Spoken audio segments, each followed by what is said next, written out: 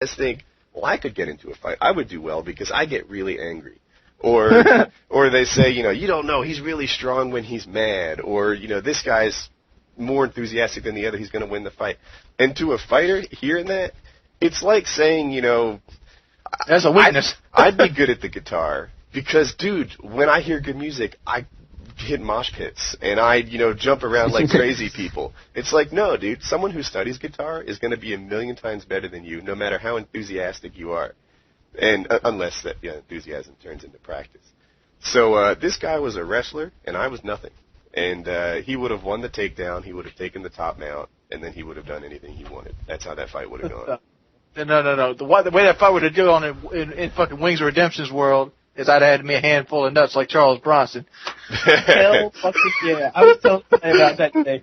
Don't you love that clip? Dude, he gets a double handful of junk and starts twisting, tugging, pulling, tearing, ripping, and all the while he's got his boot on the guy's throat. You see, I'm unlike most people. I don't rely on getting mad and having extra adrenaline strength as my leeway to winning the fight. No, I pick up the folding chair and hit you right in the throat.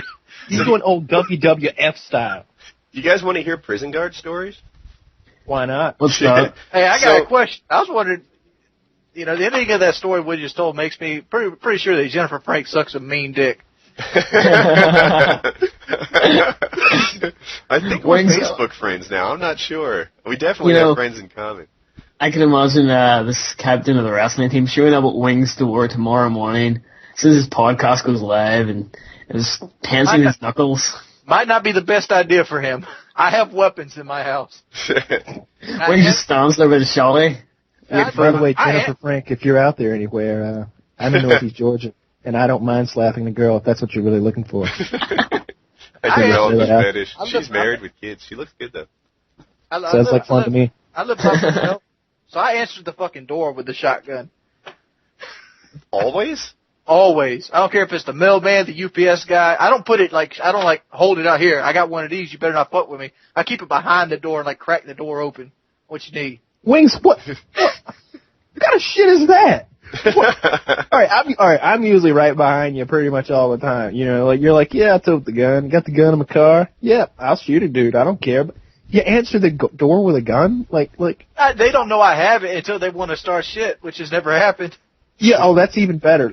All right, you always get a nice look when they actually come into the house and you open the door and you put the gun back in the corner. I can imagine some scouts selling cookies coming up the Wings door, just with a shotgun there and, what about cookies? So, I can't imagine that. So I'm training MMA. This is my prison guard story. And when I'm training MMA, you get to see people from all walks of life. It's not just freaking IT geeks. By the way, I'm going to throw down. I'm the toughest guy in IT. So if you think you got some, bring it, computer nerds.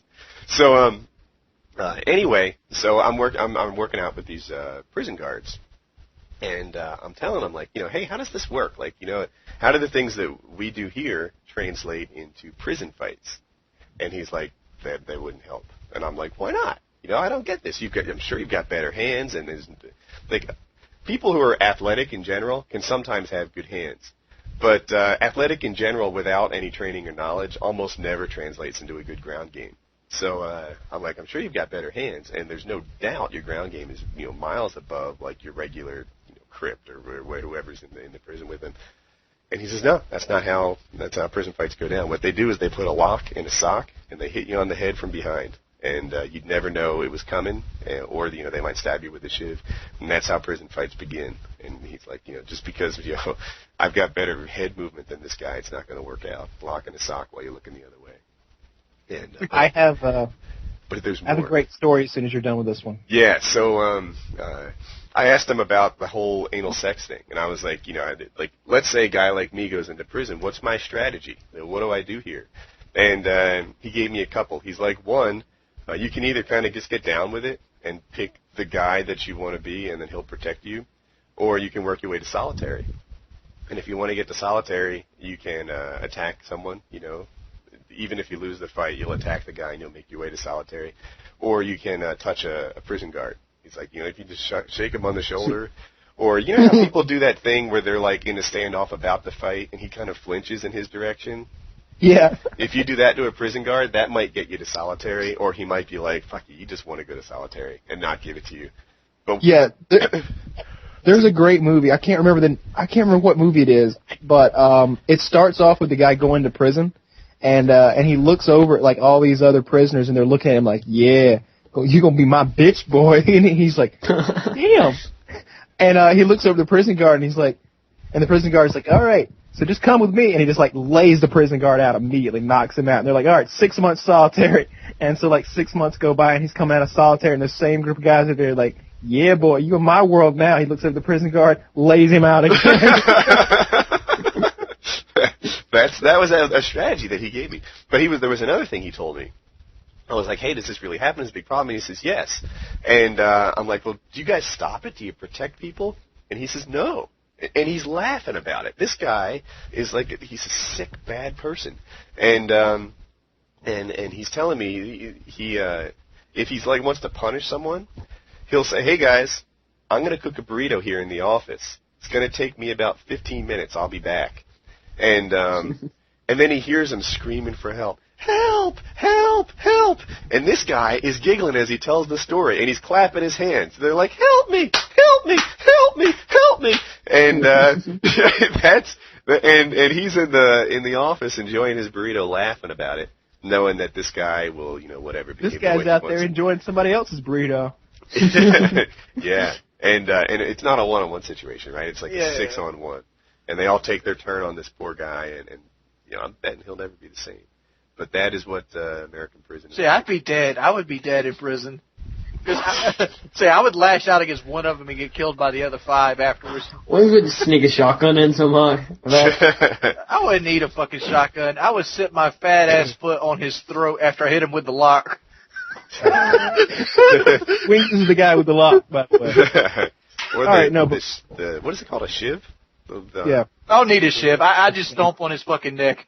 Dude, you can't stomp on somebody's neck. You need a workable plan, right? This can be a shiv. This can be a lock and a sock. Yeah, hit him with the lock and the sock a couple times. When he hits the fucking dirt after head trauma, you break his fucking neck. Yeah, see, there's a workable plan. But the stomp on his neck, that's not an move. So this story is like 3 or 4 years ago. My cousin calls me, and apparently like he had some issue with some other people, and they were going to have to go fight. And apparently there was like 6 of them, and there was only 2 of us. So I was like, well, is there anybody else we could get to go with us? And he's like, well, we could go get Uncle Terry. And I'm like, I don't have an Uncle Terry. He's like, yeah, but I do. He's my mom's brother. And I'm like, I don't know him. And he's like, well, he just got out of jail. And I'm like, what'd he do? He murdered someone. I'm like, how long has he been in there? 35 years. How old is this guy? I don't know. He's like 50s, something like that. I'm like, dude, we're not taking like a 55-year-old dude to this fight. We're like 17, 18. I'm like, we don't need some old dude slowing us down. He's like, no, trust me. This is the guy we want with us. So I hop in Scott's car, and he takes us to a trailer park, and we hop out, and like, this isn't a nice trailer park. This is a pretty rough establishment. This is a Robert Bowling trailer park. This is Robert Bowling's trailer park. And South Clown.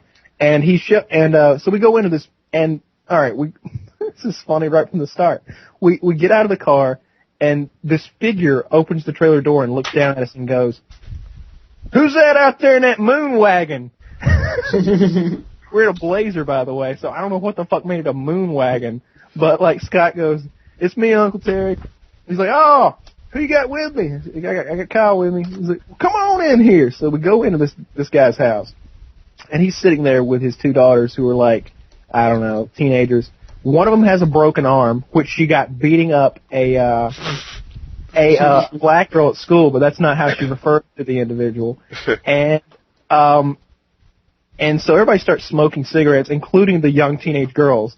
And they pass around ashtrays, which consisted of styrofoam plates. And of course that doesn't work too well. It burns right through. So I'm like, no, I don't smoke. I didn't smoke at the time. So like, we start talking to Terry, and we tell him what the situation is. And he's like, do you have any weapons? Like, straight face, like, you got any weapons? And he's like, well, I got this right here. And Scott's got like this rod. It's like a piece of steel. It's like a steel rod about It's a steel rod, yeah, sort of like that, but not as big. It's about 1.5 feet